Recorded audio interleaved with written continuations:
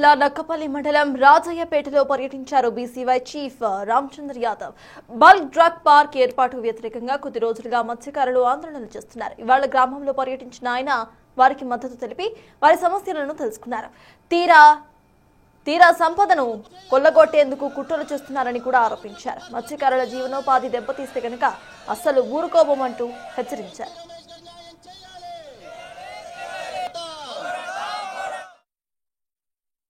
అనకాపల్లి జిల్లా నక్కపల్లి మండలం రాజయ్యపేటకు సంబంధించిన మత్స్యకారులు వేలాది మంది మా జీవితాలతో చెలగాటమాడుతున్నారు, మా జీవితాలను ప్రమాదంలోకి నెట్టుతున్నారు అని చెప్పి ఒక న్యాయపరంగా పోరాటం చేస్తుంటే దానికి ఏమాత్రం స్పందించని ప్రభుత్వము వారి మీద తప్పుడు కేసులు పెట్టే ప్రయత్నం చేస్తూ భయభ్రాంతులకు గురి చేసే ప్రయత్నం చేస్తుంటే వారికి మద్దతుగా నిలబడడానికి బీసీవై పార్టీ తరపున నేను రావడానికి ప్రయత్నం చేస్తే గతంలో 2 సార్లు అడ్డుకున్నారు.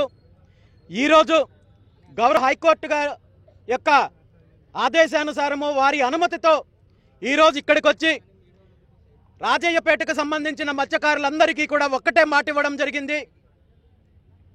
మీరు చేస్తున్న పోరాటము న్యాయపరమైన డిమాండ్లు ఏవైతే ఉన్నాయో అవన్నీ కూడా వాటన్నింటినీ కూడా ప్రభుత్వం నెరవేర్చి ఇక్కడ మీరు వారి మనోభావాలకు వ్యతిరేకంగా నిర్మించతలబెట్టిన బల్క్ డ్రగ్ ఫ్యాక్టరీ ఏదైతే ఉందో దాన్ని మరో ప్రాంతానికి తరలించేంత వరకు వారి పోరాటానికి బీసీవై పార్టీ పూర్తి స్థాయిలో మద్దతునిస్తుంది.